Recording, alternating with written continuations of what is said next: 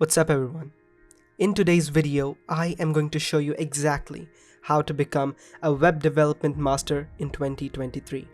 Whether you're a complete beginner or already have some experience, I've got you covered. From skills you need to acquire to the tools you need to learn, I'm going to talk about it. So let's dive right in.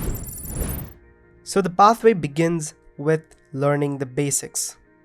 Learning HTML, CSS, and JavaScript is essential prerequisite to your journey into the web development. The HTML language acts as a structure to the website. The CSS language functionality is to add styling to the structure of the website, and JavaScript language is for the functionality.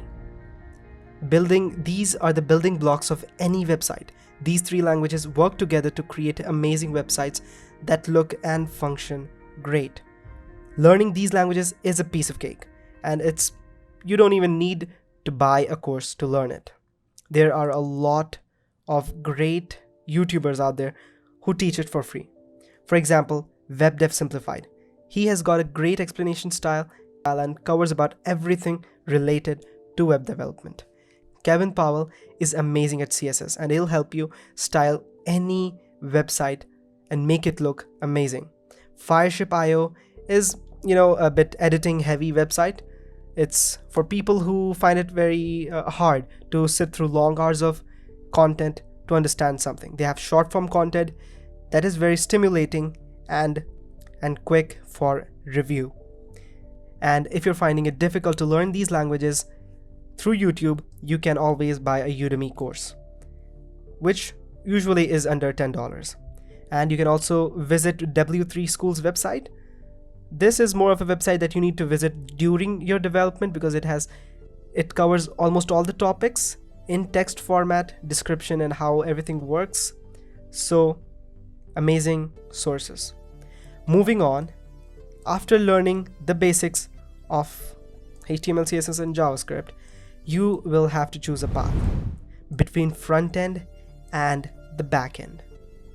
Let me explain you what these are with an analogy.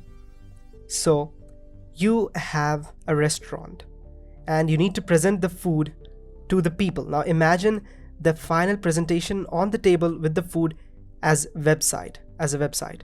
Now you need that data, the food, from the back end, which the waiter, i.e. API, brings it to the table. Well, the food does not come with the chairs and everything around it. So it only comes in a plate, but you need a table and a chair to consume it. So that is basically the idea behind front end and the back end. Now the table and the whole atmosphere of the restaurant is the front end.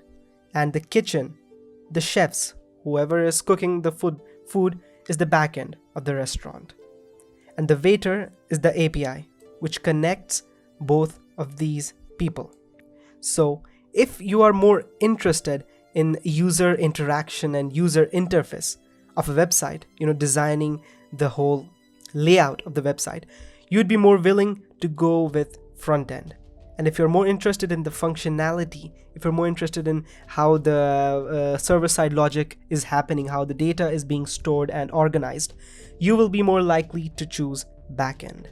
Well, I have chosen front-end web development because it is easy and it's basically a very beginner-friendly section. Now, if you chose it, you need to immediately learn a framework or library that helps you with the whole front-end part. HTML, CSS, and JavaScript alone can't really, complete a whole website like Facebook or Twitter or Instagram. You need a framework that handles everything. Framework or a library. The most popular one is React.js at the moment.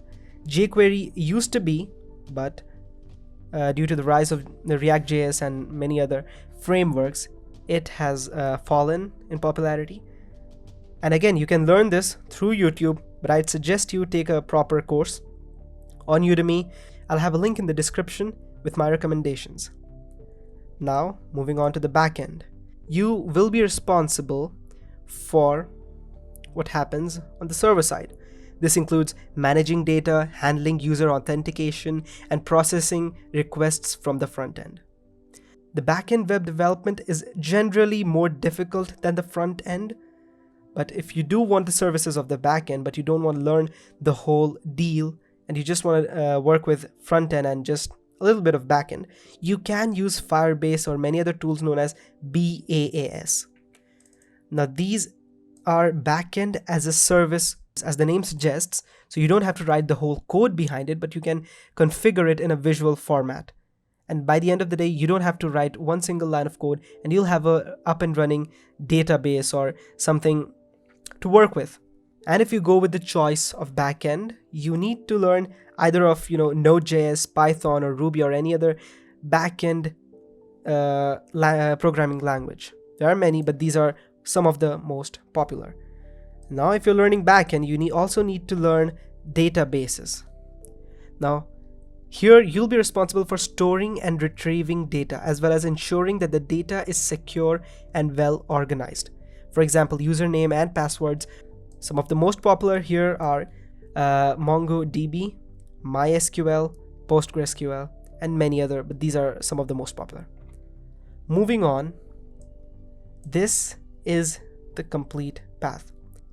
Apart from this exact pathway, you also need something known as version control. Version control is a system used by developers to manage and track changes to their code base. You need to be familiar with tools such as Git and GitHub, which allow you to collaborate with other developers, manage multiple versions of your code, and track changes over time. And this is a skill where you don't need any prerequisite knowledge.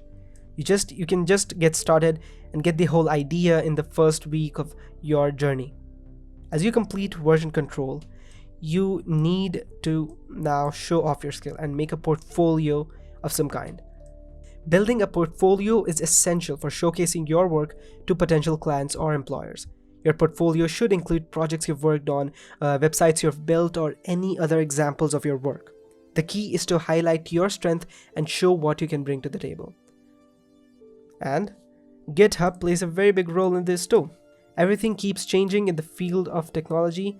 Therefore, finally, you need to keep up with the trends, especially front-end frameworks. Well, that's it, folks. I hope these tips have inspired you to become a web development master in 2023. Remember to start with the basics, find your niche, build a killer portfolio, stay up to date with the latest tech trends, and connect with other developers.